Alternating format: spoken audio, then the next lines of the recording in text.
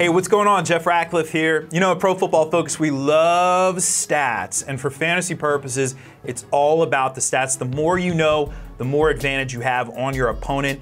And one of the most overlooked stats, you hear people talk about red zone.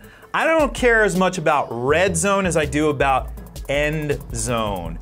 End zone targets, especially at the wide receiver position, are so important because the easiest it is to score a touchdown is when you're targeted in the end zone. You don't have to run after the catch. You're already there, right? So who's seeing the most volume in the end zone? Typically that player or those players are the guys who score the most touchdowns. And we look back to last year, well, it shouldn't be a surprise at the top. A massive 27 end zone targets for DeAndre Hopkins. And by the way, he also led the league in touchdown receptions. So no shocker there. Obviously a big producer, but looking down the list, it is pretty interesting. You know, Alshon Jeffrey at number 2. This is a guy who people look at the yardage production and maybe knock him a little bit, but also, we might be overlooking, he was targeted 22 times in the end zone. That's a massive number. You know, and by the way, what I'm looking at for a wide receiver, anybody who's targeted at least once per game, so 16 end zone targets on the season or more, you're an end zone target monster. Mike Evans is always high in this regard, 20 end zone targets last year. Antonio Brown, of course, no surprise, right? Dez Bryant, well, we'll see what ultimately works out. As of me recording this video, Dez isn't on a roster, but he is a guy who is heavily targeted in the red zone throughout the course of his career.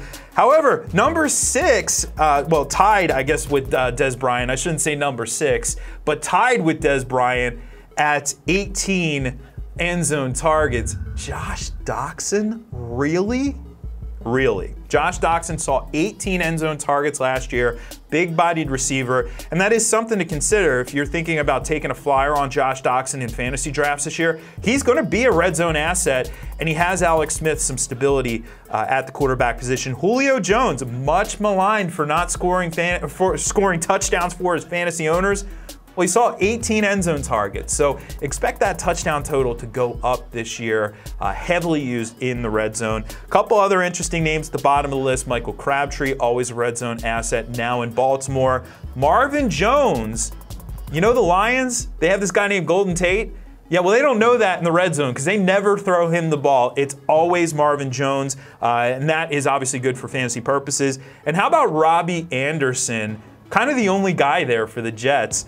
Saw a pretty interesting number at 15 end zone targets. Who do we expect to be end zone target monsters this year?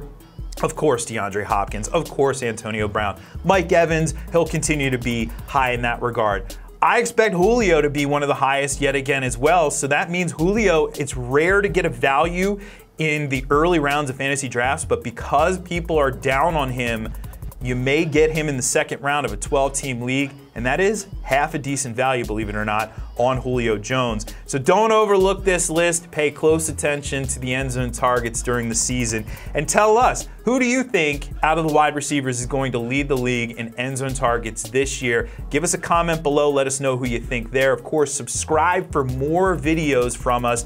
And go check out more of the signature stats, the fantasy signature stats, over at ProFootballFocus.com.